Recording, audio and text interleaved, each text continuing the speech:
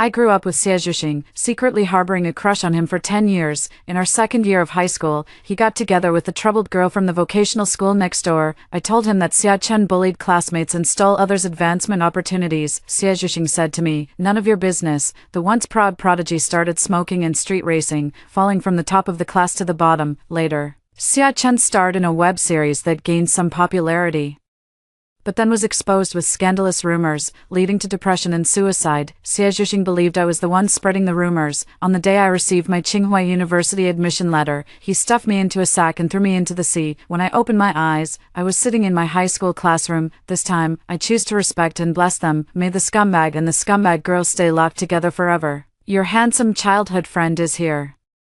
My desk mate Yang Xinran tapped my desk with her pen and whispered. I looked up and saw a young man in a blue and white school uniform, standing tall and straight, walking in with a stack of books cradled in his slender arms. I stared blankly at Xie Zhuxing before me. Just a moment ago, he had tied the sack into a tight knot and mercilessly threw me into the sea. Seawater surged through the burlap sack, flooding my chest. I couldn't break free, couldn't escape, and the suffocation quickly consumed me. "Jisoo, how can you be so calm?" Yang Xinran teased. "Didn't you say you were going to chase him this semester?" I scanned the classroom and realized I had been reborn on the first day of the second semester of my sophomore year. Right now, my secret crush is on Chinese, math, English, physics, chemistry, and biology. I stroked the new books in my hands and smiled. Men will only affect my study efficiency. He's a thing of the past, so let's not bring him up again. Queen behavior. Yang Xinran gave a thumbs up. "So when are you going to ace the grade and surpass that guy surnamed Xia?" I've always been teased by my classmates as the cashier, all because I could never outscore Xie Zhuxing, that genius favored by the heavens. I glanced at the time. Soon,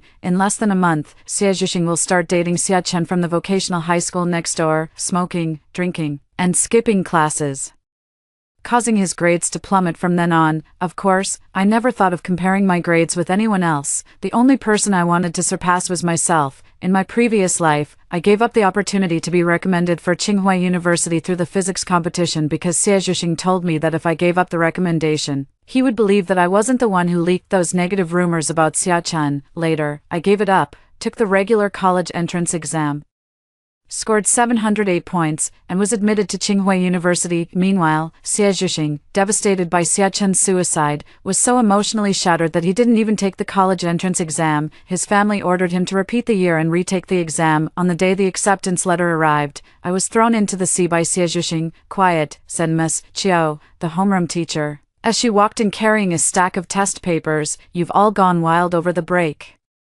Do you even remember how to write your own names?" With that, she handed out the test papers. The classroom erupted in groans, everyone asking why there was a test on the very first day of school. Getting the exam paper, I secretly marveled at how simple the questions were. After all, I was someone who had just finished the college entrance exams before being reborn, and the knowledge points in my mind were still crystal clear. After school, as I was leisurely packing my things, a faint scent of soap drifted over. Xie Zhuxing knocked on my desk expressionlessly. "Hurry up, I don't have time to wait for you." After saying that, he left. I was stunned, only then remembering that before Xie Zhuxing started dating Xia Chen, I used to ride home on the back of his bicycle. I slung my backpack over my shoulder and followed him. Xie Zhuxing's bicycle was parked in the school bike shed. When I walked over, he had already put on his headphones, his hands gripping the handlebars, looking at me with a tired and slightly impatient expression. "What are you standing there for?" He gestured for me to sit in the back. I said calmly, "I can just walk home." Xie Zhuxing's tone was quite unpleasant. "Stop talking nonsense and get on quickly." "Really? There's no need. You don't have to give me a ride anymore." I still refused. Xie Zhuxing frowned, scanning me from head to toe. "Suit yourself." With that, he rode off on his bike. The weather in March was still not warm,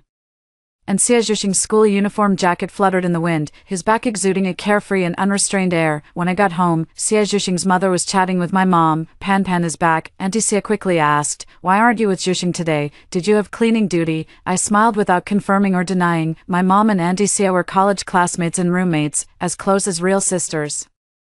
Auntie Xia always joked that she had arranged a childhood marriage for me and Xie Zhuxing, considering me her future daughter-in-law. In my past life, when Xie Zhuxing and Xia Chen started dating, Auntie Xia was so angry that she ended up in the hospital. The second semester of senior year was extremely busy, and the school didn't even let us participate in the upcoming spring sports meet. The results of the start of term test are out. The class monitor held up a USB drive plugged it into the multimedia computer, and opened the spreadsheet. Wow, first place is Jisoo, congratulations. The previously noisy classroom instantly fell silent. The students all looked at the blackboard in unison, with sighs and murmurs rising and falling. I am not at all surprised by this, nor do I feel any sense of pleasure. Surpassing Seajushing has never been my goal. Many classmates have congratulated me.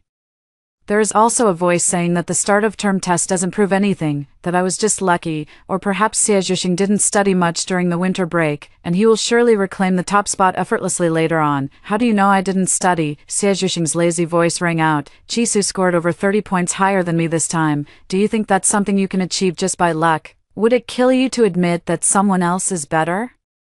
The classroom fell silent. I listened quietly. Perhaps this was why, in my previous life, I couldn't help but meddle and tell Seajushing how despicable Sia-chan was, because in my heart, aside from being good at studying and handsome, he also had a strong sense of justice. Watching him fall into ruin, I couldn't just stand by and do nothing. But this time, let's respect others' fate. After school, Seajushing didn't ride his bike and walked with me. What gifts do girls usually like? He suddenly asked. Lipstick, bags, perfume. I listed them one by one. In my previous life, I mentioned knitting a scarf by hand, only to be mocked by Seajushing for being cheap. In the end, he gifted Sia-chan a bottle of perfume, and the two of them got together not long after. At the fork in the road, Seajushing headed to the shopping mall on the pedestrian street, while I went home to study and solve problems. Sure enough, in less than a week, rumors about Seajushing being in a relationship were spreading throughout the class. Brother Sia, is your girlfriend really that girl from the vocational high school next door? One of the guys who usually played basketball with Seajushing asked. Yes, Seajushing didn't deny it. Bro, have you been cursed or something? That girl has a terrible character.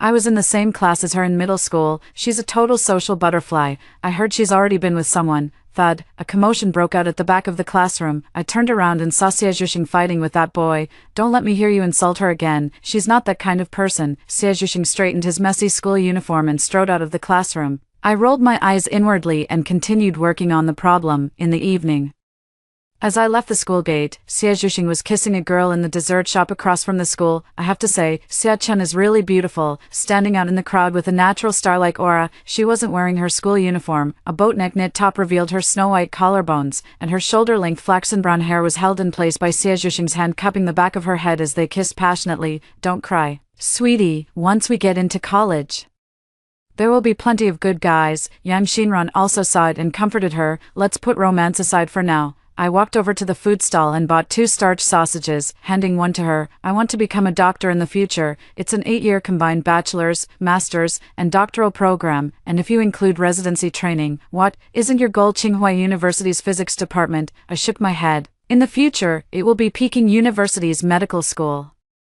I used to follow in Seajushing's footsteps, but from now on, I will only walk my own path. Days passed one by one, and the weather gradually grew warmer. After Seajushing and Sia-chan started dating, he never walked to and from school with me again, and he would even run out of school during lunch break to see Sia-chan. The two were inseparable, deeply in love. Occasionally, Sia-chan would come to our school to see Seajushing. I heard people call Sia-chan's sister-in-law, and I saw Seajushing smoking outside the school more than once. I used to love watching Seajushing lazily twirl a pen with his slender fingers while thinking about a problem. Now, he holds a cigarette but, puffing away, as if he's become a different person. He no longer carried the faint scent of soap, gradually becoming filled with the smell of tobacco and alcohol. I had completely turned into an outsider, not telling Seajushing about Sia-chan's dark past as I had in my previous life. Another difference was that Seajushing didn't seem as unrestrained as he had been in his previous life. He didn't skip classes frequently, and he even completed his homework. Midterm soon arrived. I was carrying my biology homework to the teacher's office when I overheard a conversation inside. I've heard many classmates saying you're in a relationship. Yeah, if you don't perform well in the 6th school joint exam, I will definitely tell your parents about the relationship, said Teacher Chiao. As teachers, we can't help but favor students like you who excel academically. If your relationship affects your studies, then don't even think about continuing it. You're about to enter your senior year of high school and will soon be an adult. Do I really need to remind you what's more important? I promise, it won't affect my studies. Seajushing's tone was very certain. I was a bit dazed. Did Seajushing say this in my previous life? I can't remember. Suddenly, A shadow fell before me. Xie Zhuxing emerged from inside at some point, giving me a casual glance, playing door god. With that, he walked away. When I returned to the classroom, everyone was looking at me with ambiguous expressions. Yang Xinran rushed over anxiously and said, "Just now, Feng Ping and Wang Tianxue were fooling around and bumped into the cabinet. The things inside fell out, including the love letter you wrote to Xie Zhuxing." My mind went blank. There was indeed a love letter I wrote to Xie Zhuxing in the cubby cabinet at the back of the classroom, but I never got around to sending it. In my previous life, I never confessed my crush on Xie Zhuxing. The love letter had long been forgotten, and it was probably sold as scrap along with my exam papers after the college entrance exams. This is probably the butterfly effect. If I hadn't stood outside the office for too long just now and had handed over the test papers teacher Chiu gave me to the class monitor earlier, everyone would have returned to their seats to study sooner, and this wouldn't have happened. A small flap of a butterfly's wings can bring about enormous changes. I looked at Xie Zhuxing and noticed that the love letter was now on his desk. And he was also looking at me with a complicated expression. Great. This time I didn't try to persuade him to break up with Xia Chen, but he found out that I have a crush on him. If Xia Chen's scandals are exposed in the future, won't he suspect that I'm behind it again? I was just about to explain, but Xie Zhuxing beat me to it. Chi Su lost a bet to me, so I deliberately annoyed her and made her write it. We've known each other since elementary school. If we were going to get together, we would have done it long ago. We're as close as siblings. So it's hard for us to like each other that way. Okay, his tone was casual, his expression open and honest, with no trace of lying at all. My gaze met Xie Zhuxing's in the air, surrounded by the playful banter of my classmates. This little episode quickly passed without causing any ripples, and Xie Zhuxing never approached me alone afterward. Midterm exams arrived just like that, after finishing 6 subjects over 2 days. I was surprised that Xie Zhuxing didn't skip the last 2 exams as he had in my previous life. As I left the exam hall, I saw him rushing downstairs in a hurry. The school was unusually generous and didn't make us study on our own, so Yang Xinran and I spent 2 hours at a nearby bookstore. By the time we headed home, it was already dark. Passing by that alley, I caught sight of a familiar figure. A boy was slightly hunched over, holding onto the girl's hand as she tried to pull away. His posture humble as he pulled her into an embrace. I'm sorry, it's all my fault, I should have gotten there sooner. Xiao-chan, please forgive me. Okay, I promise it won't happen again. Xie Zhuxing's tone was almost pleading. I never imagined that arrogant and indifferent young men could have such a groveling side. I called you 6 or 7 times, you didn't answer a single one. Xie Zhuxing, am I really that insignificant to you? Xia-chen pushed him forcefully. It's just a midterm exam, my cramps were so bad I almost fainted. Where were you? Am I less important than some stupid exam? I'm sorry. Xie Zhuxing hung his head low, gripping Xia Chen's hand tightly, afraid she might run away. Shut up. Xia Chen poked his forehead with her index finger and said haughtily, I don't want to hear it. There are plenty of handsome guys who know how to care for others. Xia Chen, don't need a boyfriend who only knows how to study. Let's just break up. You go be your good student, Xiao Chen. Xie Zhuxing was completely panicked, his voice trembling slightly. I promise it's only this once. From now on, whenever you need me, I'll be there at your call. I'm sorry, but this midterm exam is really important to me. If I don't do well, the teacher will tell my mom. Ha ha ha. Xia Chen suddenly burst into laughter. She raised her eyes, her features bright and captivating, the curve of her lips full of mockery. Xie Zhuxing, are you a giant baby, still not weaned, huh?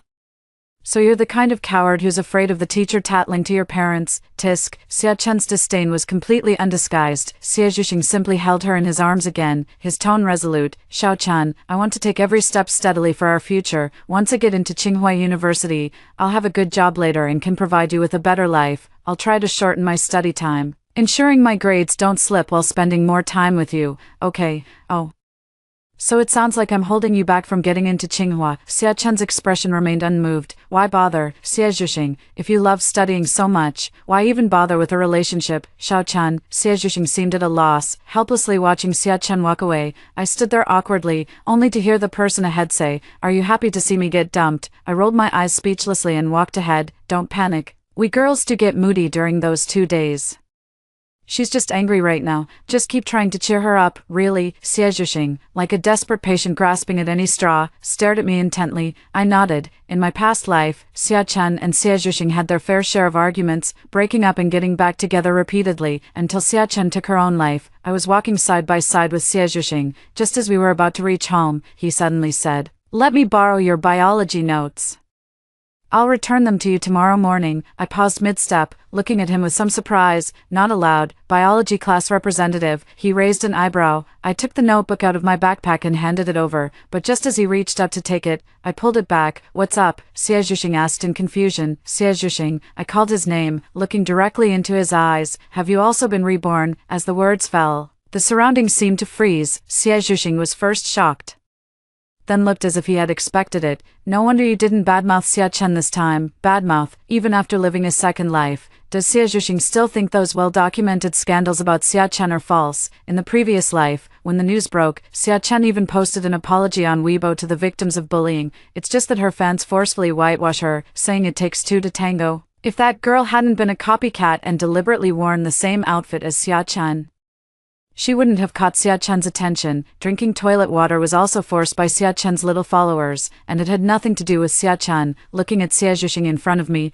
I secretly sighed that this person was truly hopeless. Indeed, in my previous life, even until Xia Chen ended her life, he was still madly in love with her, with that 18-layer filter in place. How could he ever think Xia Chen was at fault? Jisoo, although it might not mean much to say this now, I still want to apologize to you. Xie Zhuxing's eyes carried a hint of melancholy. Actually, before you gave up the guaranteed admission spot, I already knew that Xia Chen's scandal wasn't exposed by you. It's just that at the time, I wanted an outlet for my frustration. Hearing these words, I was surprisingly calm. Then why did you throw me into the sea? Xie Zhuxing fell silent. Maybe it was the dark side of my heart at work. We grew up together, and even though you gave up the guaranteed admission, you still managed to get into Tsinghua University, with a bright future ahead of you. But without Xia Chen, I'll be forced by my parents to repeat the year. I wanted to drag you down into the abyss with me. Asterisk slap. Asterisk. I slapped him across the face. Xie Zhuxing turned his head slightly and said calmly, later, I jumped into the sea to save you, but unfortunately, I didn't succeed.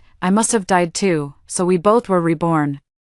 I was about to walk away when I heard him continue. Jisoo, this time I won't repeat the same mistakes. I'm going to study hard, so my parents won't have any reason to separate me from Xia Chen, and I won't give that whistleblower any opportunity. Enough. Why are you telling me all this? I interrupted him. Since that's the case, let's lay all our cards on the table. Stay away from me from now on, and we'll each go our own way, without getting in each other's way. Jisoo, you're a wonderful girl. In my past life, I was too much of a jerk. I really don't want to lose you as a friend. Xie Zhuxing seemed to be talking to himself. I know you might look down on Xia Chen, but academic performance isn't the only measure of everything. Xia Chen might have made mistakes before, but who doesn't make mistakes from birth? Can't she even be given a chance to turn over a new leaf? In her previous life, she donated her acting fees to the Hope Mountain area. Stop. Stop, I couldn't take it anymore. You like Xia Chen, and knowing her good qualities is enough. I have no interest in understanding what kind of person she is. Jisoo, we can't be friends anymore, can we? Xie Zhuxing asked. I stared into his eyes and answered without hesitation. Yes, I will never forgive you, you scumbag. When I got home, I saw Xie Zhuxing still standing downstairs, not having left. The streetlight stretched his shadow, and the next second, he raised his hand and slapped himself across the face. The midterm exam results were out. It was a joint exam across 6 schools, each a top-tier high school in the city. The difficulty of the test was relatively high this time, and my total score was 684. Ranking 15th in the city, Xie Zhuxing, who hadn't been studying with full effort before the midterms, scored over 570 points based on his foundation. Compared to his previous life, this was already quite good, but it was still a drop of over 100 points from before. I was in the office asking a teacher about a math problem when Aunt Xie stormed in angrily, with Xie Zhuxing following behind her. Parent of Xie Zhuxing, I can understand how you're feeling right now. If there's an issue, let's sit down and resolve it slowly. Zhuxing has always been a child with both good character and excellent academic performance. Teacher Chiu, you don't need to say any more. Aunt Xie took a deep breath, looking at Xie Zhuxing with an accusatory expression. Did you really think I didn't know you were secretly dating? I've been watching you, giving you space, just to see if you had any sense of limits. If you had scored above 650 in this midterm exam, I would have continued to turn a blind eye. I wanted to be an open-minded parent, but did you give me the chance? Xie Zhuxing remained silent for a long moment before finally saying, Mom, I'll do better next time. Give me your phone. Aunt Xie extended a hand. Hurry up.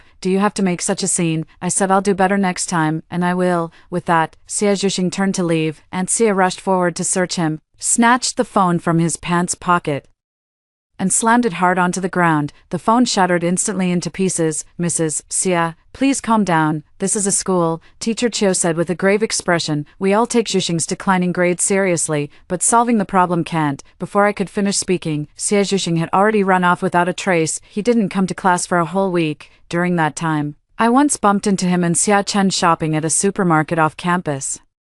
The two of them picked up 2 boxes of condoms at the checkout counter, with Xia Chen wrapping her arms around his neck, her eyes sparkling. Neither of them were wearing their school uniforms, and the handsome guy and beautiful girl standing together looked particularly pleasing to the eye. Hello, I'm the executive agent from DBS Entertainment. Are you interested in signing with a company? We currently have a supporting female role in a popular campus IP that suits your external image perfectly.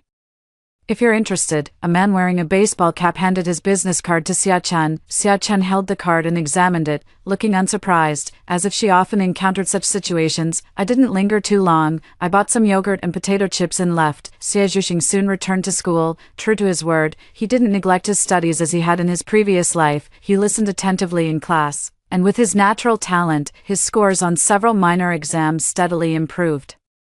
It was said that Xie Zhuxing had promised his family that if his final exam scores didn't reach 680, he would break up with Xia Chen. Conversely, if his family tried to interfere with his relationship in any way, he would drop out of school altogether. Auntie Xia was at her wit's end. On the surface, she compromised, but behind the scenes, she confided in my mother that if her son didn't perform well in the final exams, she would resort to extreme measures, even threatening to take her own life. Every day, she prayed that her son's infatuation with his girlfriend would quickly fade. On the day Xie Zhuxing brought Xia Chen home, Auntie Xia even prepared a table full of her signature dishes. This was a scene that had never appeared in the previous life. It was clear that Xie Zhuxing was genuinely trying to turn the tide, but it seemed he wanted to change too much, to the point of overdoing it. On the day of the final exam, it was the scorching heat of June. After the exam, a police car was parked at the school gate, and the students all looked over in surprise. The leading police officer walked straight over and said to the dean, "Where is Xie Zhuxing? Officer, could there be a mistake? Xie Zhuxing has always been an outstanding student. He couldn't possibly do something like that." Just then, Xie Zhuxing happened to walk out. "I'm Xie Zhuxing, what's going on?" "A girl from the neighboring Information Vocational and Technical School has accused you of attempted murder. Come with me to the station for an investigation." After saying that, the police took Xie Zhuxing away. I gripped the strap of my backpack tightly, and Xie Zhuxing's words from that day suddenly flashed through my mind. "I won't give the person who leaked the information any opportunity." A chill spread through my entire body. "Xie Zhuxing, you really are crazy enough." Xie Zhuxing was taken away by the police in full view of everyone. He looked calm and composed, without a trace of panic. The air was filled with the noisy discussions of his classmates. Attempted murder. Even in his previous life, Xie Zhuxing had willingly let himself go, but he never went so far as to break the law. I couldn't imagine what he would face next. The final exam results were released a week later. Although Xie Zhuxing didn't achieve the 680 points he had promised his family, his score wasn't bad either, 653 points in total, a significant improvement compared to the midterm. Unfortunately, Auntie Xia no longer has the energy to worry about grades. Ever since Xie Zhuxing was taken away that day, he has been detained. According to my mom, Xie Zhuxing anonymously threatened and intimidated the girl, later taking her to a place without surveillance cameras, where he choked her with his hands, nearly causing her to suffocate to death. If this is true, Xie Zhuxing will have to go to prison. He is already 17 this year and must bear criminal responsibility. However, Xie Zhuxing now admits to sending the threatening letters but denies physically harming the girl. The girl couldn't provide solid evidence, so after being detained for 15 days, Xie Zhuxing was released. The police gave him a warning, and the school's punishment was to place him under observation. Summer vacation quietly arrived. I saw Xie Zhuxing up close again at my home. Aunt Xia and my mom were chatting in the living room, and he knocked on my bedroom door, asking, "May I come in?" I glanced at him without saying a word. Xie Zhuxing swaggered in and placed 2 pieces of white rabbit milk candy on my desk. When we were kids, Xie Zhuxing and I used to compete over grades. Whoever scored lower had to buy white rabbit candy for the other. I unwrapped the candy, popped it into my mouth, and the creamy sweetness filled my mouth. "Aren't you afraid I might poison it?" he said, standing nearby, with the candy in my mouth. I replied, "You wouldn't dare. You still need to stay alive and protect your girlfriend." "I didn't lay a finger on that girl," Xie Zhuxing said calmly. "I did try to scare her, though, thinking about how she was the one who leaked the story in the previous life." leading to Xiachen's suicide. I couldn't control myself. Luckily, I only sent a threatening message. I stopped myself in time. Better to turn back before it's too late. In the end, he let out a soft laugh. Even if I were to commit a crime, I'd do it perfectly, no loose ends, and no chance for her to go to the police. He ate another milk candy, his left cheek bulging. I looked at the tall, slender boy before me and felt increasingly that he was a stranger to me. Xie Zhuxing, having been reborn once, seemed to have everything under control, but with just a moment of carelessness, he could fall into an abyss of ruin. She is a victim who was bullied by Xiachen. Seeing the person who once bullied her putting on a hypocritical act in front of the screen, why shouldn't she expose the truth? I looked directly into Xie Zhuxing's eyes and asked in return, does making one mistake mean being sentenced to death forever? Why can't we give Xiachen a chance to turn over a new leaf? Her parents divorced when she was young, and she grew up with her grandmother, with no one to care for or love her, like a wild child. Xie Zhuxing's voice trembled slightly. Her grandmother had poor eyesight, so she learned to cook in middle school. She still has scars on her hands from being splashed with hot oil. Her arrogance and rudeness are just armor to protect herself. My emotions remained completely unmoved by these words. Just because she had a hard life, does that give her the right to hurt others without restraint? Just because she got caught in the rain, does that mean she has to tear up someone else's umbrella? Chisu, you were born into a happy family, with parents who love you, so you can never truly understand what Xiachen has been through. The disappointment in Xie Zhuxing's eyes was evident. In our previous life, when I saw her commit suicide, the bathtub filled with blood. Do you know what I was thinking at that moment? I listened quietly. I was thinking, Xie Zhuxing paused. Why didn't I know Xiachen since childhood? How wonderful it would be if I could replace our meeting with Xiachen. I would teach her how to solve problems, help her stop swearing, cook for her, and reward her with a piece of candy every time she did well on a test. Suddenly, the white rabbit candy in my mouth tasted so sweet it became cloying, even bitter. It's a shame it's all too late now. She died from excessive blood loss, and in her suicide note, she even said she was sorry and hoped I would get into Tsinghua University next year. Xie Zhuxing's eyes were misty, appearing exceptionally clear under the light. Fortunately, I was reborn. When I saw her alive and kicking again before my eyes, I swore in my heart that I would protect her for the rest of my life. Clap, clap, clap. I clapped my hands, keeping a straight face as I said, how touching, how heartfelt. Xie Zhuxing wasn't angered by my heavily sarcastic words and calmly replied, let's compete one last time. In this year's college entrance exam, my score will be higher than yours. After saying that, he turned and left. In the scorching heat of July, it was unbearably hot everywhere. I spent my days holed up at home, solving problems and watching movies. The short 2-week summer vacation quickly passed. Other grades hadn't started school yet, but we were already considered official senior high school students. The tense atmosphere of studying was very intense from the first day of school. Outside the window, cicadas chirped incessantly, while inside the classroom, only the sound of pen tips scratching across paper could be heard. The year of preparing for the college entrance examination has officially begun. Although I have experienced it once before and performed well, I am not entirely calm inside, after all. The goal has changed this time. The number of students admitted to Peking University Health Science Center each year is relatively small nationwide, with only about 10 to 20 students allocated to each province or city, making the competition quite intense. I study day and night every day, and when I'm tired or worn out, I unwind by watching medical-themed TV shows and movies. Xie Zhuxing was no exception. He rarely skipped classes, spent his time after class solving problems, and occasionally sought advice from teachers. However, as soon as school was over, he would dash out of the classroom as if he were rushing to be reborn. He wasn't heading home, but rather going to find Xiachen. While we were burying ourselves in studying for the college entrance exam, Xiachen dropped out of school. She didn't even finish vocational high school, signed with a talent agency, and landed her first role in a TV series, a supporting female character. And I live a life of 2 points and 1 line every day, going back and forth between school and home, doing nothing but studying. Though my grades are improving somewhat slowly, when it comes to grades, I learned a lesson back in elementary school. It's easy to climb from failing to 90, but going from 95 to 100 is much harder. Human ability has its limits. It's been almost 2 months since the start of the school year, and the weather is getting colder, with withered leaves covering the roads. On the day of the first snowfall, the first semester of senior year also came to an end. Teacher Chio approved the class fund and even chipped in a lot of his own money, asking the class monitor to take us to a barbecue place near the school gate. With over 30 people in the class, we split into 2 private rooms. Young Shinran and I shared a bottle of beer while light snow drifted outside, and the lamb spine on the table bubbled and steamed. After the meal, the snow fell even heavier, and a large Bustling crowd started a snowball fight. No one knew who started it first, saying they wanted to get into Fudan University and go to the Shanghai Bund to check in at the Oriental Pearl Tower. One by one, everyone raised their voices and shouted out the universities they wanted to attend. I want to get into Peking University Health Science Center, I yelled into the sky as goose feather-like snowflakes drifted down. Yan Xinran followed closely behind. I want to get into the finance department of the Central University of Finance and Economics, the class monitor said coldly. From now on, one of you will scheme for money, the other will plot to take lives. Yan Xinran and I exchanged glances, laughing so hard we nearly fell over. It was almost 9:30 p.m. By the time I got home, Xie Zhuxing, who hadn't joined the evening barbecue gathering, was now at the doorstep, pressing Xia Chen against the wall and kissing her lips fiercely. Baby.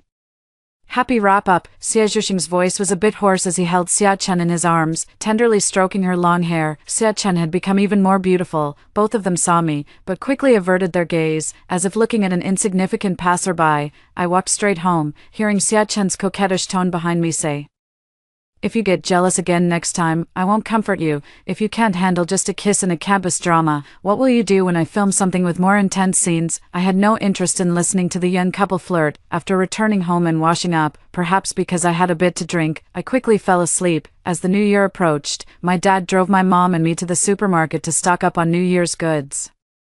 After Andy Lau's congratulations on getting rich finished playing, another lively song, Good Days, came on. On New Year's Eve, the Spring Festival Gala played on TV as background noise. My parents were complaining about how the skits were getting more and more boring, while I was snatching red envelopes in the class group chat. On the first day of the Lunar New Year, I gave myself a rare day off, didn't set an alarm, and slept in until I woke up naturally, in the afternoon.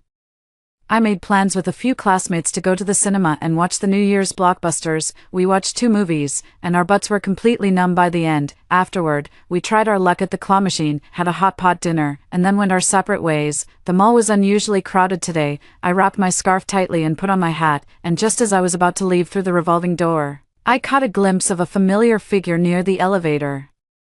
The girl was tall and slender, with an ethereal air about her. She was clinging to a handsome boy, completely ignoring those around her, as if she were acting coquettishly. I wanted to pretend I hadn't seen them, but it was already too late. Xia Chen noticed me, paused for a moment, said a few words to the boy, and then walked straight over. Whether in my past life or this one, Xia Chen and I had never really crossed paths.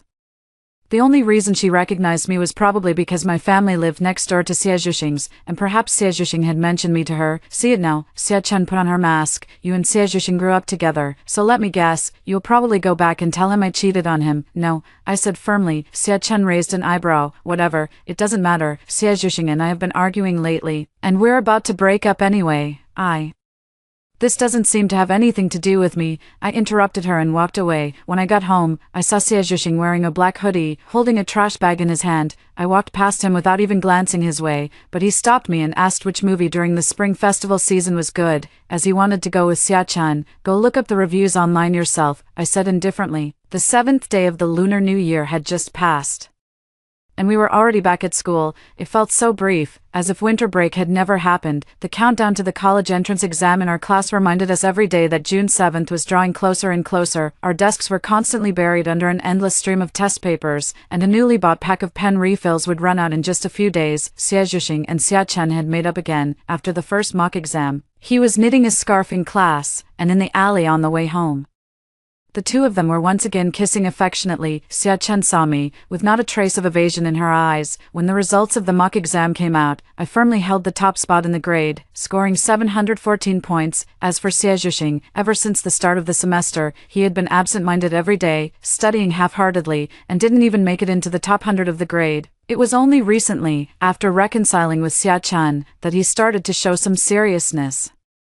At the same time, the web series that Xia Chen filmed began to air. Although it was a low-budget production, the director was skilled at casting, with all the main leads being handsome men and beautiful women. Coupled with the fact that the original work was a popular campus novel, the discussion on the first night of its broadcast was quite lively. Some people in the class were also watching it. Some classmates complained that the plot was cliché and predictable, but despite the criticism, They still watched it with great interest. The viewership of this drama continued to rise steadily, and it even sparked a wave of imitation on short video platforms. The production team achieved maximum profit with minimal investment. As the drama gained popularity, the main cast also caught the attention of the audience. Apart from the male and female leads, Sia-chan, who played the second female lead, generated the most buzz. Sia-chan's newly opened Weibo account saw a rapid increase in followers, and she even gained a fan club. Before the drama aired, the agency Sia-chan signed with had already planned her public persona. Despite growing up without much parental affection, she was resilient and independent, living with her grandmother, attending a vocational high school to save money, and aiming to start working and earning early. In the entertainment industry, academic qualifications aren't really that important. There are plenty of people who didn't even finish 9 years of compulsory education, and dropping out of vocational high school isn't considered a stain. However, what happened in the previous life has come again this time. Not long after the finale of this drama aired, some marketing accounts received submissions exposing various scandals from Sia-chan's school days: skipping class to hang out at bars, changing boyfriends as fast as a rocket, isolating anyone she didn't like, and enjoying forming cliques to bully classmates. Some netizens joked, "Is this a person growing out of black material?" The hashtag Sia-chan bullying hashtag continued to gain momentum, escalating further. A few days later, the bullied girl released a video. In the video, she sat on the ground with disheveled hair, blood seeping from the corner of her mouth. Sia-chan stood with her arms crossed, looking down at her condescendingly, followed by a group of rebellious girls. Sia-chan slapped her, snapped her fingers, and the people behind her rushed forward, kicking and punching the girl. Videos are more impactful than text, and Sia-chan's bullying has become an undeniable fact. Under Sia-chan's latest selfie post on Weibo,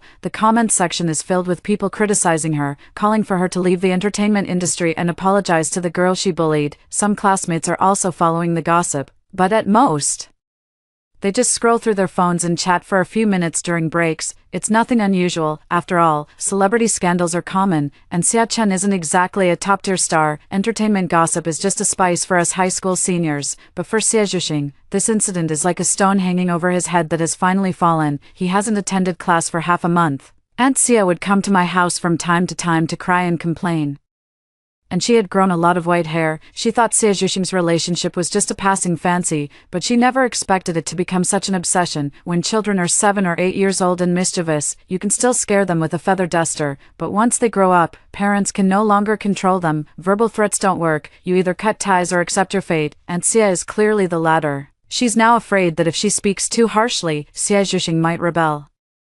If that happens, forget about the college entrance exam. He might even drop out of school altogether. At 1 in the morning, I closed the book and glanced at the time on my phone. In my previous life, at this very moment, Sia-chan had already slit her wrists and taken her own life. It was clear that Sia-jushing had made thorough preparations this time. The temperature difference in early spring was extreme, and unfortunately, I caught a cold, burning with fever and feeling dizzy. While registering at the hospital lobby, I saw Sia-jushing, who was holding Sia-chan's arm. It had been days since I last saw him, and he looked somewhat haggard, with a faint stubble showing on his chin. They headed toward the mental health rehabilitation center. As I came out after finishing my 4-drip, I saw Sia-jushing and Sia-chan emerging from a grocery store. He was holding Sia-chan's hand with one hand and carrying fruits and vegetables with the other, the two of them walking slowly. After a short while, Sia-jushing set the things down and helped Sia-chan adjust her scarf. Suddenly, Sia-chan began to cry, burying her face in her boyfriend's chest, her shoulders trembling. Sia-jushing returned on the day of the 100-day pledge. The classmates didn't ask him much when they saw him, with the college entrance exam drawing closer. Who had the spare time for gossip?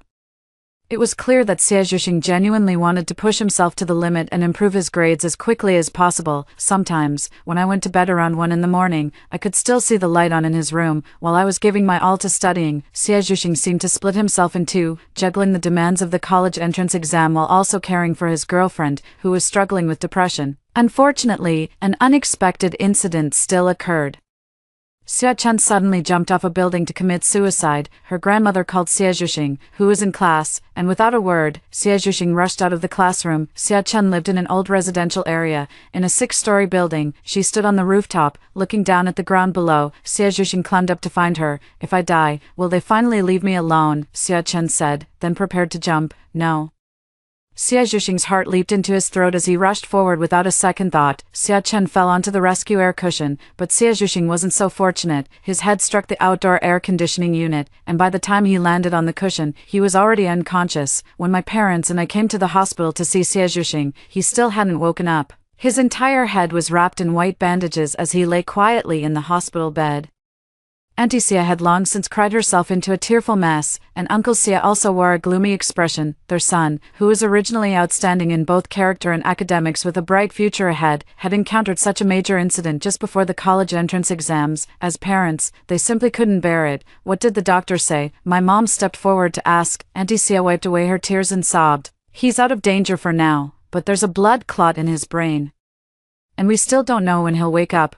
My mother sighed softly. Take care of yourself too. Once Zhuxing wakes up, he'll surely have a lot to say to you. At this moment, any more words of comfort felt hollow. Auntie Xia's eyes were red-rimmed. He's never given anyone a moment's worry since he was little. Such a smart boy. How could he fall for that kind of girl and almost lose his life over it? Just as she was speaking, Xia Chen came running down the corridor, looking flustered. Aunt Xia's face suddenly changed, and she angrily scolded. What are you doing here? Haven't you already caused enough harm to my Zhuxing? I'm sorry. I'm so sorry, Auntie. Xia Chen's face was filled with guilt. It's all my fault. Could you please let me see Zhuxing? Just one glance. I swear I'll never appear in front of him again. How dare you show your face here? If it weren't for you, would he be lying there now? Aunt Xia was almost hysterical, her voice growing hoarse from shouting. You nearly cost my son his life. With that, Aunt Xia slapped her across the face. Xia Chen's fair and delicate face bore a clear, bright handprint. Her tears fell, and then she looked up with a smile, saying, Auntie, why take all your anger out on me alone? I do bear responsibility for Xia Zhuxing's injury, but it takes two to tango. I've brought up breaking up with Xia Zhuxing many times, but he's like sticky candy that just won't let go. It's your son who's been chasing after me, not me clinging to him. You. Auntie Xia was so angry her chest heaved up and down. Get out of here, Auntie. I won't leave. Xia Chen remained unmoved, her expression unyielding. She gave a slight nod, her makeup-free features still exquisitely defined. In all my years, few have truly loved me. I never expected Xia Zhuxing would risk his life for me. Well, I'm sorry to say, from now on, I'll cling to him like a vengeful ghost. Auntie Xia watched Xia Chen's retreating figure, her fists clenched tightly. The weather gradually warmed up, and the peach blossoms along the road bloomed. During the long break, the freshmen and sophomores did exercises, while we remained cooped up in the classroom, solving problems. Xia Zhuxing's seat was empty, and every time papers were passed around, no one placed them on his desk anymore. After the second mock exam ended, my parents took me out for a steak dinner in the evening, saying I had been studying too hard lately and had lost a noticeable amount of weight. Just as we stepped out of the restaurant, we received a call from Aunt Xia, saying that Xia Zhuxing had regained consciousness. I thought I would see Auntie Xia crying tears of joy at the hospital, but instead, she was arguing with Xia Zhuxing. The door to the hospital room was slightly ajar, and the sound of their argument drifted out. Are you trying to drive me to my grave? What's so great about her anyway? When can't you date, Zhuxing? You're 18 years old, a student about to take the college entrance exams. She's a dropout, a troublemaker. What do you even see in her? I want to see Xia Chen. Mom, please let me see her. Is she hurt? Xia Zhuxing's voice was very weak. If I don't let you see her, Aunt Xia retorted, when you were unconscious, she came to see you. Said she just wanted to take one look and then leave, and that she would never appear again. Zhuxing, you won't see her anymore, ever. It was Aunt Xia's exclamation. We hurried into the hospital room and saw Xia Zhuxing, his head wrapped in bandages, out of bed, holding a fruit knife pressed against his own wrist. Let me see Xia Chen. I want to see her safe and sound in front of me. Xia Zhuxing stared straight at Aunt Xia, his eyes filled with determination. Aunt Xia closed her eyes, then walked out of the hospital room in tears, a silent compromise. My parents went to comfort Auntie Xia, leaving only me and Xia Zhuxing in the hospital room. He put away the knife in his hand, his face pale. Do you think I'm beyond saving now? I didn't say a word. It's fine as it is. Xia Zhuxing seemed to be talking to himself. I'm still alive. Xia Chen is fine too. I probably won't be able to outscore you this year, and I'll likely repeat the grade next year. I never thought that even after being reborn, things would still turn out like this, but I'm content, no matter what happens in the future, just don't regret the decisions you make. With that, I turned and left. After the second mock exam, each day felt like it was on fast forward, sunrise, sunset, waking up, eating, studying, sleeping, and nothing else. I'm grateful that I have a relatively strong ability to handle pressure once I set my study plan. Completing it on time and in full gives me a sense of joy and satisfaction. Even more worth celebrating is that my overall grades have been steadily improving. Even if it's just a 2 or 3 point increase each time, it's enough to make me happy for quite a while. After all, every point is a new breakthrough for me at this stage. There's only 1 month left until the college entrance exam, and Xie actually came back to class. He told his classmates that he would learn as much as he could, since he would be repeating the year anyway, and this year he just wanted to experience the atmosphere of the exam hall. I thought about it, and it made sense. In my previous life, Xie never actually set foot in the college entrance exam hall. As he wished, he got back together with Xia, and their relationship became even more inseparable than before. Several times in the cafeteria, I saw him holding his phone. His expression relaxed, a smile curling at the corner of his mouth as he spoke to the person on the other end. Xia has changed even more dramatically. She really did leave the entertainment industry. I heard she paid all the earnings from that drama tour agency as a penalty for breach of contract. No one knows what she's doing. Every day after school, she waits for Xie at the school gate, holding a lunchbox in her hand, either with cut fruit or something else.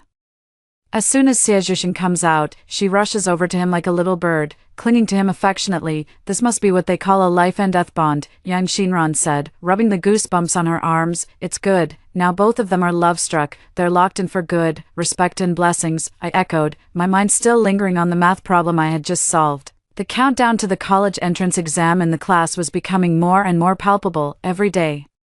The moment we stepped into the classroom, everyone would cast a solemn glance at that number. On the day of the Dragon Boat Festival, teacher Chiu hung his zongzi at the classroom door and asked each student to touch it with their head. When it was Xie turn, he didn't step forward. A voice sneered, quite self-aware, aren't you, falling behind on so many lessons? Wearing a zongzi on your head won't solve the urgent problem. As soon as these words were spoken, the previously cheerful atmosphere plummeted to freezing point. Xie slammed his pen on the desk and walked out of the classroom. On June 7th, a light rain began to fall, extinguishing the oppressive heat that had lingered for days. We sat in the examination hall, with the sound of rain tapping outside. The 2-day exam ended quickly, the moment I closed my pen cap. It felt as if I had also closed the treasure box of my youth. The college entrance exam was finally over. The students, freed from all constraints, dashed out of the exam hall, running and shouting in the drizzling rain. I felt neither a sense of relief nor a sense of loss. It was as if I had just completed an ordinary exam. The next day, my biological clock woke me up. I instinctively reached for the vocabulary notebook by my bedside, only to realize that the exams were already over. I stared blankly at the ceiling, and it was only at this moment that I truly felt a sense of relaxation.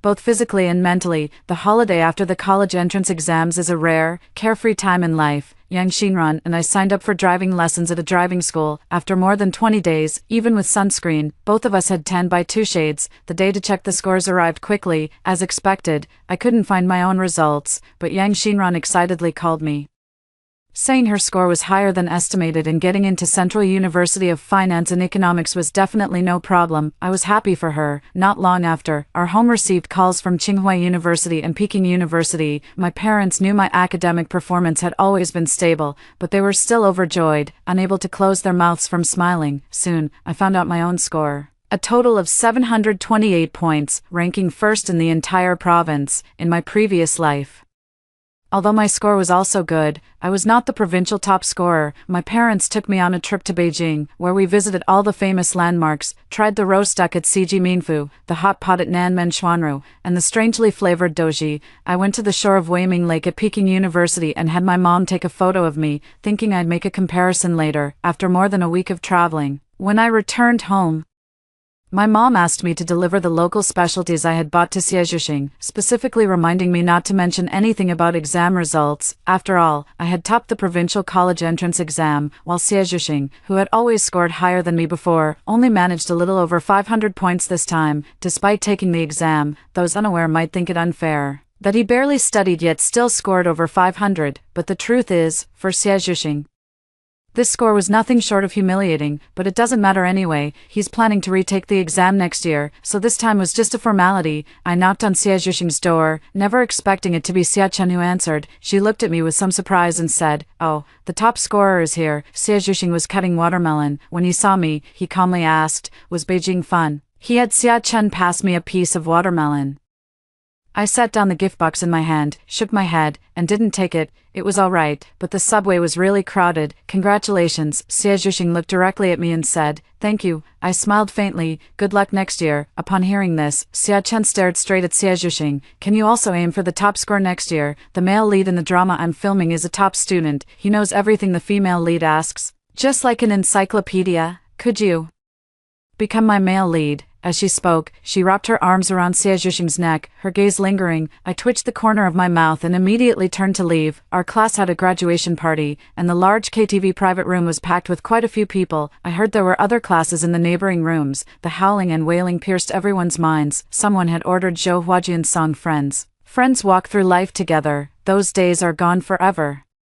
A few of the boys even had tears in their eyes. My usually calm emotions actually stirred with a ripple of feeling. Youth only comes once, and we really should cherish the purity of the present moment. In my previous life, because of Xie Zhuxing, I didn't take the college entrance exam, and my mood was affected, so I didn't attend the gathering at all. Looking back now, it was really foolish.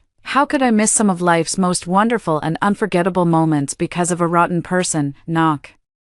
Knock. The door of the private room was knocked. We thought it was a waiter coming in to deliver drinks, but it turned out to be a boy from another class. "Hey, why is Mianji here? Captain Qin, with your grand arrival. It's not too much to ask you to down it in one go, is it?" A boy handed him a glass of wine. "He seems to be on the school basketball team, named Qin Mian," Yang Xinran whispered in my ear. "I feel like he's looking at you." I looked up and saw the boy named Qin Mian down the drink in his cup. He was wearing a gray short-sleeved shirt, with well-defined muscles on his arms, giving off a sunny and handsome vibe. My gaze just happened to meet his. He immediately looked away, looking very uncomfortable, the tips of his ears turning red. "Me, our class is playing Truth or Dare." Qin Mian's voice was clear, and he scratched his head awkwardly. "They told me to choose a girl from your class to hug. So I'll just hang out here for a bit, don't you all? Isn't that cheating, Mian? Don't be a sore loser. If you want to hug someone, just say so." No. Why should a girl let me take advantage of her?" Qin Mian stopped bantering with the boys in my class. "I'd better go back and take 3 penalty drinks. You all have fun." With that, he walked away. "Why does he seem a bit goofy? Is that how all sports students are?" Yang Xinran laughed. I asked. "He's a sports student." "Yeah. And I think he's even a national second-level athlete, guaranteed admission to Beijing Sport University. He's really handsome, but I prefer the gentle, refined type." Yang Xinran took a sip of juice. "I absolutely have to have a deeply memorable romance in college. Hey, this song is mine and Chisu's." We grabbed the microphones and sang One Like Summer, One Like Autumn in our best voices. The gathering was winding down, and everyone gradually headed to the restroom to relieve themselves before leaving the KTV. Yang Xinran and I lived in opposite directions. After waving goodbye, I spotted a tall figure standing not far away, with broad shoulders and long legs, pretending to scan a shared bike with his phone. I walked toward the bus stop without taking my eyes off him. A man's voice sounded. Chisu, someone called me." I stopped walking, turned my head, and saw Qin Mian quickly walking over. Standing right in front of me. The lighting in the private room was dim just now, but now I could finally see his appearance clearly. Maybe people who love sports all have great skin, not a single pore visible, with thick eyebrows and big eyes, and eyelashes longer than a girl's. Is that even reasonable? Is there something you need? I asked. "No, nothing." Qin Mian tried to act casual, but it only made him seem more nervous. I gave him a speechless look. Qin Mian blinked in confusion. "Congratulations on performing so well in the college entrance exam. It was indeed quite good, and I'm very satisfied with it myself." I couldn't hold back any longer and chuckled. "It seems like you have something you want to say to me." "Why, yes." Qin Mian nodded, and after a moment, as if mustering up his courage, he slowly said, "Just now, I actually wanted to hug you, and I was planning to confess in front of everyone. But after thinking it over, I felt it wasn't quite appropriate. Expressing feelings is something very private. I like you, and as long as we both know, that's enough. Having so many people watching would only cause you trouble." "No, wait, that's not what I meant to say. You like me." I nodded slightly, meeting the gaze of the tall boy in front of me. Qin Mian's Adam's apple bobbed, and this time his eyes didn't waver, firm and earnest. "Yes, I like you, Chisu." I was genuinely a bit surprised. After all, I really haven't had any contact with the person in front of me. I was afraid if I didn't say it now, I might not get another chance. Qin Mian took a deep breath. "Do you remember during the military training in our first year of high school, you fainted then? Your formation was next to mine, so I carried you to the infirmary. You were so light. Later, there was a time when the physics teacher called me to the office to do a test, and you even pointed out a multiple choice question for me.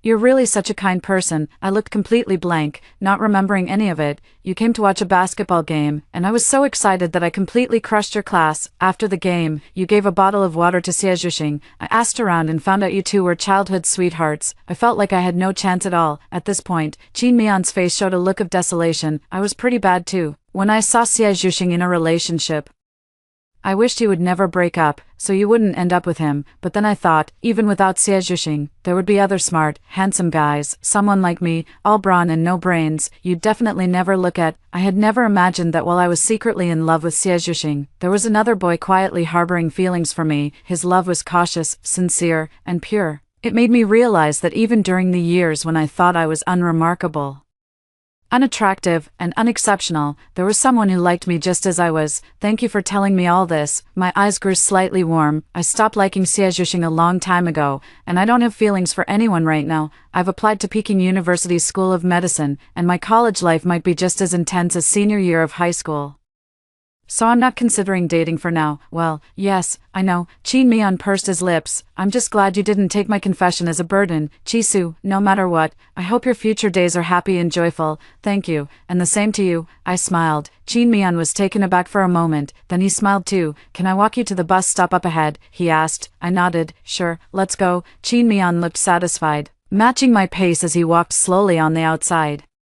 He didn't try to make conversation, truly just accompanying me for this short walk. The bus arrived, and I waved goodbye to him through the window. The day the admission letter arrived, I finally felt the reality of embracing college life. Yang Xinran and I got our driver's licenses this summer, dyed our hair together, followed a few beauty bloggers, and started learning how to do makeup. As the start of school approached, we took the same high-speed train to Beijing West Station and went our separate ways in Haidian District. Lying on my dorm bed, I called my mom and found out that Xiaozhuxing hadn't chosen to retake the college entrance exam but had instead directly enrolled in a second-tier university in Hangzhou. Xia Chen found a job as a clothing model, similar to those for Taobao women's clothing stores. The Jiangsu-Zhejiang Shanghai region was originally the birthplace of e-commerce, so job opportunities were relatively more abundant. Seeing that his girlfriend was about to leave, Xiaozhuxing simply decided to go with her. Auntie Xia, of course, strongly opposed it again, asking Xiaozhuxing whether he wanted his girlfriend or his own mother. She threatened to cut ties with him if he didn't retake the college entrance exam and refused to provide any financial support for his university education.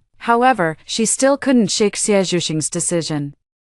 I heard that when Xiaozhuxing left, he promised Aunt Xia that he would take the postgraduate entrance exam in the future and get into a good university, but he had made this kind of promise too many times, and Aunt Xia simply didn't believe him. She just told him to get lost and act as if she had never given birth to this son. As for me, I didn't feel much about it. Nothing Xiaozhuxing decided to do now would surprise me. And so, university life began. My major is clinical medicine, an 8-year program for bachelor's, master's, and doctoral degrees. If my grades are good, I might be able to start standardized residency training directly in the 8th year. While taking the Hippocratic Oath, I truly felt that I had taken another step closer to my dream career. The hard work of a medical student is exactly as I imagined, but fortunately, the major interests me, so I actually enjoy it. Seasons change, and the sun and moon alternate. Several springs, summers, autumns, and winters passed, and I gradually shed my youthful naivety. Growing more capable, I published several SCI papers and secured a position at a top-tier hospital during my residency training. A senior from the same university planned to go abroad for an academic exchange this year. Upon learning that I was about to finish my residency, she insisted on treating me to a meal. We hit it off right away, traveling from Haidian to Chaoyang, crossing half the city to eat at a Yunnan restaurant in Blue Harbor. We waited in line for 2 hours and ended up eating until we were completely stuffed. Thinking about having to eat dry burgers and fries in the future makes me not want to leave. My senior joked, I've heard that everyone who goes to the UK ends up becoming a great chef. I patted her on the shoulder. Senior, I have high hopes for you. My senior drove me to the subway station, back at the staff dormitory. I walked over to the delivery shelf to look for the fruit I had ordered through the mobile app. Just then, the phone rang. Is this a mess? Chi, can I put the items on the shelf? That voice sounds a bit familiar. No, not just familiar, it seems to be right next to me. I slowly turn around and see a man in a yellow delivery uniform standing behind me, holding up his phone. Eyes met, the air froze. It was Xiaozhuxing. During the first 2 years of college, I would still go back during winter and summer breaks and met Xiajuxing a few times. He was still with Xiachen, and their relationship was very stable, even without their parents' support. They didn't seem the least bit down and out. Xiachen had opened an online store selling women's clothing and was running her own fashion account on social media. The online store was doing quite well. Later, my parents also moved to Beijing, and I never went back again. It had been 6 years since I last saw Xiajuxing. We were no longer the naive 18-year-olds. Standing before me was Xiajuxing, who was about to turn 27. The youthful spirit was gone from him, replaced by exhaustion and weariness in his eyes. Though he wasn't old, he looked as if he had endured the hardships of life. For a moment, I was at a loss for words. Xiajuxing handed the bag to me. Chisu, long time no see. Yeah, it's been a while, I said calmly. Perhaps sensing my confusion, Xiajuxing explained, business has been tough these past few years. The online store went bankrupt, and we still owe the factory over 100,000 in final payments. Xiachen's grandmother fell ill again this year. I nodded thoughtfully. Don't look at me with that expression. Xiajuxing gave a bitter smile. I was doing okay, and I actually got into grad school later on, but at that time, the online store business was doing well. And we were short on hands, so I didn't go. The school I got into wasn't that great anyway. Now I'm a coder, and if I don't have to work overtime at night, I take on some delivery gigs. Oh, and my son is about to be born. He spoke plainly, and every sentence shocked me, but after thinking about it, it all seemed normal. Isn't that just how ordinary life is? No one is any nobler than anyone else. Congratulations on becoming a father. I offered my heartfelt blessings. Xiajuxing looked up, glanced at the staff dormitory behind me, and the evident sense of loss in his eyes was unmistakable. Let's not talk about it anymore. My next delivery is about to be late. He smiled, then rode off on his electric scooter. Tomorrow is a rare day off, so I made plans with Yang Xinran to go shopping for clothes. After graduating with her bachelor's degree, Yang Xinran didn't pursue further studies, nor did she find a job related to her major. In recent years, with more and more flashy milk tea brands popping up, she joined a franchise chain and became a small business owner, making a fortune. When she had free time, she would fly to various trendy cities for travel, went through 2 or 3 boyfriends, and is currently dating a younger guy. Her life is more comfortable than anyone else's. We met at Shidanjoy City, and after walking until our legs were about to give out, we went upstairs to eat and ran into an acquaintance. Still recognize us, Yang Xinran, who is particularly outgoing, went straight up to strike up a conversation. The man was slightly taken aback when he saw us, then broke into a smile, revealing a set of white teeth. Jisoo, what a coincidence, Qin Mian said, looking at me. Tsk, should I make myself scarce? Yang Xinran teased with a mischievous grin. Qin Mian now seemed to be at least 6 feet tall. The naive air he once had was gone, replaced by a more mature and steady demeanor. The 3 of us shared a table, and when we asked why he was eating alone, we found out that Qin Mian had opened a gym nearby. I thought he would have pursued a career as an athlete, Yang Xinran said. Qin Mian set the chopsticks for the 2 of us and said with some regret, I was originally going to go pro, but I ended up with a meniscus injury and a torn Achilles tendon. There was also a lot of internal politics and drama in the team, so I quit. Now, basketball is just a hobby. Opening a gym in this area, you're really something, Yang Xinran said, giving him a thumbs up. Qin Mian sheepishly rubbed his nose. At first, my family helped out a bit with the rent, but things have been on track these past 2 years, and the number of members is pretty good. As he spoke, he looked at the menu and asked if I had any dietary restrictions. No, awful, you know how it is. I raised an eyebrow and smiled. I get it. You doctors really can't stomach that stuff. Qin Mian handed the menu to us. Take a look and see what you want to eat. It's on me today. Halfway through the meal, Yang Xinran excused herself to go to the restroom and sent me a WeChat message after a while. Dr. Qi, go for it. I swallowed the food in my mouth and looked up, gazing at the man across from me. When did you get married? You saw it. Qin Mian tapped his phone screen, where the wallpaper was a wedding photo. We just got the certificate before the new year. We've been together for 3 or 4 years, and everything felt right, so we tied the knot. I nodded in agreement. Indeed, it's not easy to meet the right person when it comes to marriage. In school, everyone often pursues pure love, feeling that if it feels right, then everything is right. After growing up, there are more considerations: houses, cars, education, jobs, family backgrounds, all laid out like items with price tags. No one can escape the influence of reality. What about you?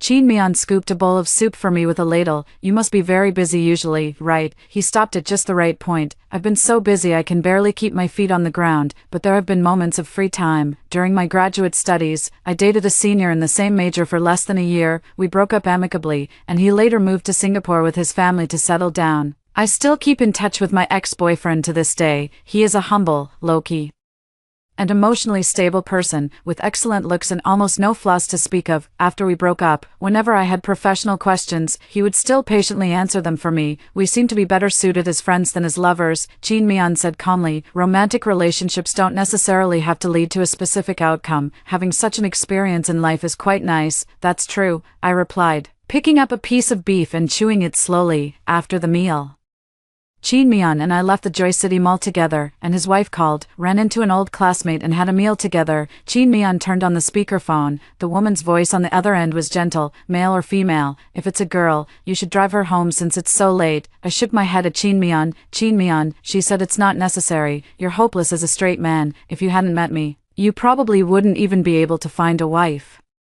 I listened to their bickering with great interest. Soon, the ride I called arrived. Once again, I waved goodbye to Chin Mian through the window, feeling as if a lifetime had passed. I opened WeChat and found that my ex-boyfriend had sent me a photo a few minutes earlier, a British short hair curled up on a cat tree. He had always wanted to raise a cat, and now he had finally fulfilled that wish. I replied with the word cute, gazing at the fleeting night scenery outside the window, feeling exceptionally relaxed and at ease in that moment. It's wonderful that all the friends who have appeared in my life now have their own happiness. I genuinely feel happy for them. After officially becoming a doctor, the more I witness, the more powerless I often feel. I have overcome countless obstacles and finally become a surgeon, wielding a scalpel, yet I remain helpless against diseases that modern medicine cannot conquer. The harsh reality, when it falls upon every living person, brings immense sorrow. The phrase life and death are predetermined offers me no comfort. Just last month, Auntie had brought a basket of homegrown eggs, yet in the blink of an eye, her condition rapidly deteriorated. It's often said in the department that as doctors, the last thing we need is a sense of compassion, yet as human beings, how can we not grieve for the fading of life? I saw Xia Zhuxing again 2 years later,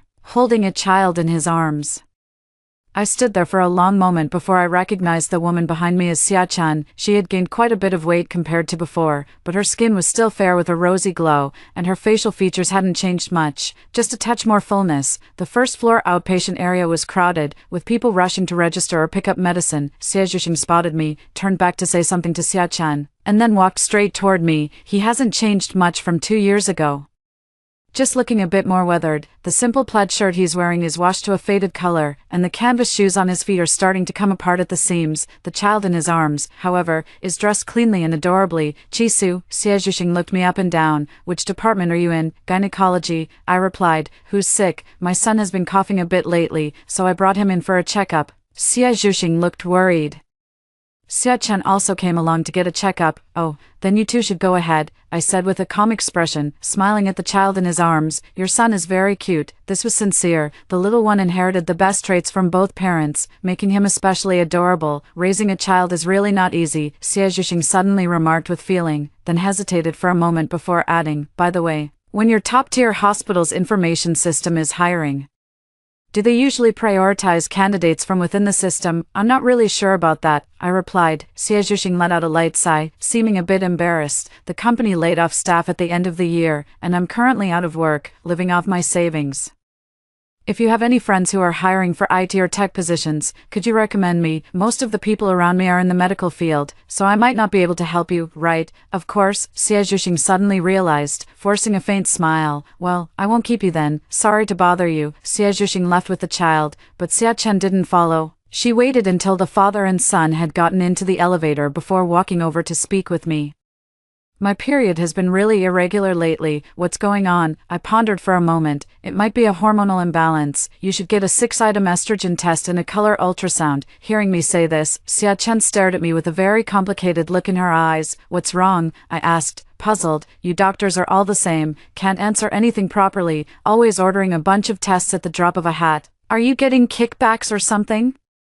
Xia Chen looked at me with an ambiguous expression. We're old acquaintances. After all, can't you pull some strings for me? It's not like an ultrasound is anything complicated. just scanning the belly with a machine. I've had them during my prenatal checkups. It won't waste much of your medical resources. Sorry, but I don't own the hospital. I'm just a resident doctor now, so I don't have that kind of authority, I shrugged, putting on a helpless expression, TCH. I bet if you doctors had any health issues yourselves, you'd definitely use the hospital's equipment for free checkups, Xia Chen pouted. Fine, if you won't help, forget it. We ordinary folks don't have that much spare cash to throw around at hospitals. If you're feeling unwell, it's best to get checked out. I didn't waste any more words on her and turned to leave. Hearing the term ordinary folks come from Xia Chen's mouth made me inexplicably find it somewhat comical. If she hadn't bullied her classmates and acted like a tyrant, she might have been a rising star in the entertainment industry by now. Even if she wasn't a major influencer, she probably wouldn't be struggling to afford a checkup fee. However, what I never expected was that the name Xia Chen would appear before my eyes again because of a cervical cancer screening test report when the lab sent over the test results. My colleague shook her head in dismay, looking at the data on the computer.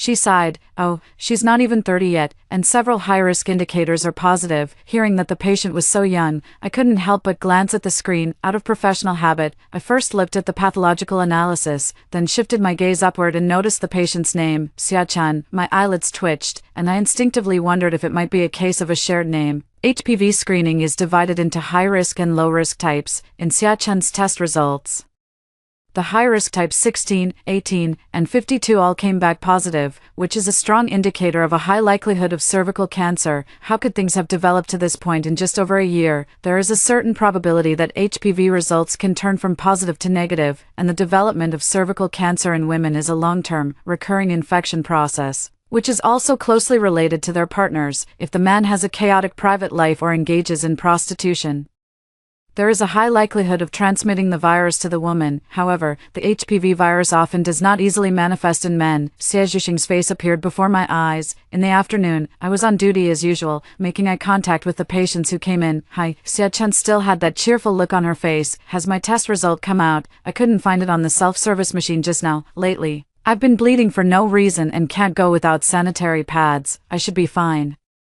Right, for a moment, I didn't know what to say. Didn't Xie Zhuxing come with you? Him, he's a busy man, Xia Chen said carelessly. Has that test result come out yet? Can I check it on my phone too? Show me how. I turned on the computer, opened the test report, and said bluntly, several high-risk items are positive, which means you are highly likely to have cervical cancer. The consultation room fell into complete silence. Xia Chen was stunned for a moment before uttering a single word. Cancer, I nodded. We can do an MRI for a more detailed examination. Impossible, impossible. Xia Chen kept shaking her head. You must have made a mistake. I'm still so young. How could I possibly have cancer? Could it be a misdiagnosis? The chance of a misdiagnosis is very small, but you can go to another hospital for another checkup, following the principle of being responsible for the patient. I added, it's best to do it as soon as possible. Don't delay. Xia Chen trembled all over, tears welling up in her eyes. She covered her face, her shoulders shaking. Impossible, impossible. Medical technology is getting better and better these days. Just cooperate actively with the treatment. I handed her 2 tissues. Xia Chen covered her face and ran out of the consultation room. I sighed softly and shook my head helplessly. Half a month later, Xie Zhuxing and Xia Chen came to the hospital together. Xia Chen went to have her blood drawn, while Xie Zhuxing held her test results and asked me nervously, Chisu, what's going on? Is it serious? Will she recover if she has surgery? The result on the report was invasive squamous cell carcinoma of the cervix. I held my breath. Whether surgery can be performed in the 2nd stage still needs evaluation. I looked directly at Xie Zhuxing. Why did you wait so long to get checked? She always thought it was just irregular periods and didn't take it seriously. Xie Zhuxing's face was deathly pale, his eyes fixed on the results on the form. What should I do? How do I tell Xia Chen? Our child is still so young. Xie Zhuxing, I called his name and questioned, are you seeing someone else? Xie Zhuxing was taken aback at first, looking at me with confusion. What do you mean, someone, women, and sleeping around with all sorts of women? Have you? Xie Zhuxing's eyes widened sharply. I haven't. I looked at him without saying a word. After a long while, Xie Zhuxing's tense shoulders finally relaxed. Sometimes during social events, colleagues go to karaoke bars and hire escorts. Everyone does it, and if I don't join in, I'd stand out as unsociable. I closed my eyes, clenching my fists. So, hiring prostitutes is just a routine for you? Xie Zhuxing hung his head, silently staring at the medical report. I've wronged Xia Chen, but she forced me into this. She forced me, he muttered. I endured it when she flirted with other men online and sent them photos. She mocked me for becoming less capable over the years. But what about her? She's always disheveled, gained so much weight after giving birth that it's hard to look at her, lazy and gluttonous, since our son was born. Has she ever changed a single diaper? She doesn't wear makeup or dress up, and when I come home from work, I still have to take care of her. Xie Zhuxing's tone grew increasingly agitated, as if a long-suppressed outburst was finally erupting. All right, I have other patients waiting. You can leave now. I had no interest in listening to these trivial matters. Xie Zhuxing was still staring at the document, his eyes gradually reddening. But even so, I never once thought about leaving her. At worst, we could just muddle through life together. Why, Chisu, aren't you a medical doctor? Can't you save Xia-chan? My son can't lose his mother. I listened quietly, feeling that the last sentence was truly what he meant from the bottom of his heart. Many couples, even when they grow tired of each other, still choose to stay together and make do. But seeing that it was Xie Zhuxing still left me with a sense of regret. If Xie Zhuxing hadn't been with Xia-chan, and had instead gotten into Tsinghua University as expected, what kind of life would he be living now? Heaven clearly gave him a second chance, yet he still managed to mess it up completely. The current Xie Zhuxing no longer has the halo he had during his school days. He has become very ordinary, and this ordinariness is not just in appearance but also in his inner self. I couldn't bring myself to tell Xia-chan about Xie Zhuxing's involvement with prostitution, as it's someone else's family matter. Moreover, I couldn't definitively tell her that her cancer was caused by Xie Zhuxing's promiscuity, as it only increased the probability, not making it a certainty. As a doctor, the only thing I could do was convey the diagnosis. A month later, Xie Zhuxing somehow got hold of my phone number and, after stammering for a while, said he wanted to borrow tens of thousands of yuan for Xia-chen's surgery. Of course I didn't give it to him, and he didn't say much. Immediately hanging up, Xia-chen's condition is already very serious. If she undergoes surgery, there's a high probability her uterus will need to be removed. As a doctor, I hope her surgery goes smoothly. In the second half of the year, I went to Shanghai Ruijin for an exchange and study program. After it ended, I went back to my hometown with my parents. The short 3-day holiday quickly passed, and I returned to work in Beijing. After finishing the morning consultation, I went downstairs and heard a loud argument outside, with many people gathered around watching. I walked straight ahead and heard a familiar female voice. The couple arguing were none other than Xie Zhuxing and Xia-chan. Xia-chan really didn't look well at all. Gone was her former glamour and radiance. Her complexion was poor, her lips were pale, and she appeared extremely frail. That lady just told me to check if my husband is cheating on me outside.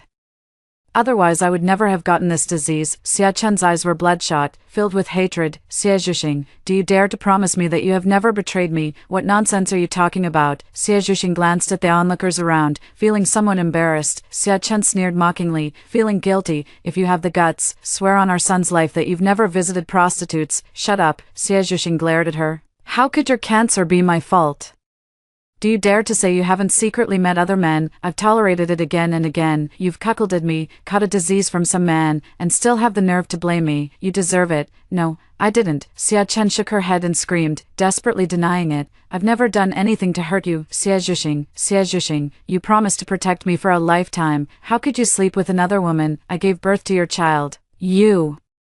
Xia-chen's face twisted in pain as she clutched her abdomen, looking fragile and on the verge of collapse. Xie Zhuxing stepped forward to support her unsteady body, only for Xia-chen to suddenly bite his ear. The people around gasped in shock. Xie Zhuxing grimaced in pain, clutching Xia-chen's hair tightly, tearing out a clump before finally breaking free. Xia-chen's mouth was full of blood. She suddenly burst into laughter, looking at Xie Zhuxing with a mocking gaze. Lunatic. You're nothing but a lunatic. Xie Zhuxing's ears were bleeding continuously as he looked down at Xia-chan. If it weren't for me, you would have died in the online bullying back then. You should be thanking me for letting you live a few more years. With those words, he turned around, and his gaze met mine from afar. Xie Zhuxing shuddered all over, staring at me blankly. I remained silent, locking eyes with Xie Zhuxing. Xie Zhuxing, do you still remember what you said? Why didn't I know Xia-chan since childhood? I will teach her how to solve problems, and if she does well, I'll reward her with a candy. Seeing her lively and energetic again right before my eyes, I swore in my heart that I would protect her for the rest of my life. The girl you vowed to protect with your life. How could you now be the one to stab her in the back? Has your intense, passionate love been worn away so quickly by the dull and tedious routine of life? Do you still remember how In your previous life, you brutally killed me for the sake of this girl. Xia Zhuxing avoided eye contact, strode through the crowd, and left. Xia Chen collapsed on the ground, her hair disheveled, her face as pale as paper, looking so sickly and fragile as if she might shatter at any moment. Someone stepped forward to help her up, only to be met with her furious cursing. I don't have any appointments this afternoon. So after finishing up the final touches on a research project I've been working on, I settled into my dorm room to watch a black and white movie. My phone received a text message from an unknown number. Dr. Qi, this is Xing Jian. I'm currently in Beijing for an inspection at the branch office. If it's convenient, I would be honored to invite you to a medical symposium. Xing Jian. I pondered over the name for a few seconds before remembering that he was a patient's family member I had met during my exchange program in Shanghai. Xing Jian's mother had uterine polyps, and I answered many of his questions before and after the surgery. Over time, we got to know each other. Xing Jian also had a medical background but didn't pursue clinical work. After working as a pharmaceutical representative for several years, he founded a pharmaceutical company in his early 30s, making him a young and accomplished individual. I quickly replied, "Sorry, I'll be on night shifts for the next few days and won't have time. Thank you for the kind invitation." There was no further message from that side. Just before falling asleep, another text message from Xing Jian arrived. No, to be precise, it was a multimedia message. What was sent was a picture, on which a long passage was written in pen. The handwriting is bold and powerful. Dr. Qi, I apologize for disturbing you so late. Forgive me for struggling for hours, yet still unable to muster the courage to call you and express my admiration for you in person. It's laughable to say, but I'm now in my 30s and have never been in a serious relationship. During my student years, I was busy with studies, and after entering society, I was busy with work. In the blink of an eye, everyone around me has started getting married. I once thought it wouldn't be so bad to spend my life alone, until I realized my feelings for you, your knowledge, eloquence, kindness, and gentleness. The smile you showed when you learned my mother's surgery went smoothly. I've kept it all in my heart. Over the past few months, I've thought about reaching out to you, but I never had a good excuse. If you're willing, could you give me a chance to pursue you? This is the first time I've expressed my feelings to a woman, and if it makes you uncomfortable, I deeply apologize. Wishing you sweet dreams tonight, Xing Jian. As I read the last word, my heart inexplicably began to beat faster. My impression of Xing Jian seems to have remained frozen at that moment in the hospital corridor, where he stood at the far end, his shirt sleeves rolled up to his arms, adjusting his glasses with a serious expression as he gave instructions to his assistant. Such a stern and aloof workaholic expressing affection through handwritten letters is truly... I can't quite describe the feeling in my heart at this moment. I changed the note for this string of numbers and replied, perhaps we can start as friends and see if there's potential to become lovers. The person on the other end seemed to be glued to their phone, replying not long after, all right, during my pursuit, if you ever feel uncomfortable, you can revoke my right to pursue you at any time. A few days later, Xing Jian came to Beijing, and we had a meal together. It was clear that he was genuinely nervous. The more he tried to appear effortless, the more he revealed his clumsy, sincere side. I couldn't stop laughing, and he awkwardly tightened his grip on the knife and fork. Xing Jian was in Beijing for a 2-month business trip this time. Whenever both of us were free, we would meet up. During our time together, I discovered that we had a lot in common. That day at the mall, I ran into a pair of twins and asked him, "How many children do you plan to have in the future?" He was taken aback for a moment, then slowly replied, "I don't have the organs to carry life inside me, and how many children to have isn't something I can decide. That should be up to the woman herself." After a while, as if remembering something, he spoke with a hint of melancholy. "My parents divorced when I was very young. Maybe that's why I'm rather indifferent when it comes to emotions. My mother raised me all by herself. Later, she met my stepfather, and I gained a younger sister. When she gave birth to my sister, she almost died from a difficult delivery. It wasn't until I searched online later that I learned it's not uncommon for women to die from childbirth every year. Yes, if it's an amniotic fluid embolism, it's very hard to snatch someone back from the hands of death," I said. Xing Jian hesitated, as if wanting to say something. I couldn't help but smile. "What's wrong? What did you want to say?" Xing Jian seemed to struggle with his words. "I wanted to say that if we really end up together, you don't have to have children if you don't want to, but that sounds a bit like I'm depriving you of the chance to become a mother. Anyway, the choice is yours." After saying this, he seemed to realize something and laughed in frustration. "Oh no, we haven't even confirmed our relationship yet, and I'm already..." I interrupted him. Let's hold hands when we walk from the mall to the parking spot later. Xingjian was taken aback, then a faint smile spread in his eyes. Okay, his palm was dry and warm, gently holding my slightly cool fingertips. Xingjian's face showed obvious nervousness. He opened the car door for me, fastened my seatbelt, and a faint scent of men's cologne drifted over. This is the first time we've been this close. After that day, we naturally became boyfriend and girlfriend. Xingjian's company is in Shanghai, and he often flies to Beijing for business, so our long-distance relationship doesn't feel distant at all. I only found out from my mom's call that Xia Chen passed away last week. Her only wish was to be buried with her grandmother. After many years, Xia Zhuxing finally took the initiative to reconcile with his family, hoping that Aunt Xia would help take care of his child. I saw Xia Zhuxing again 3 years later. Now I have been promoted to Associate Chief Physician, and I just married Xingjian last month. After finishing my afternoon clinic, Xingjian drove to pick me up for dinner, and unexpectedly, I ran into Xia Zhuxing at the entrance of a pharmacy. His transformation was so drastic that I wouldn't have recognized him if he hadn't called out to me, unshaven, greasy hair, clothes that looked like they hadn't been washed for days, with a cigarette dangling from his mouth. Your husband. He glanced at Xingjian in the car, his expression playful. Yeah, I responded flatly. Good, good. Xia Zhuxing narrowed his eyes slightly, took a deep drag of his cigarette, and turned to leave. I don't know about Xia Zhuxing's current situation, nor am I interested in finding out. Yet, something I never expected still happened. That night after finishing my late shift, a man reeking of heavy cigarette smoke covered my mouth and nose, dragging me into a dimly lit corner. Chi Su.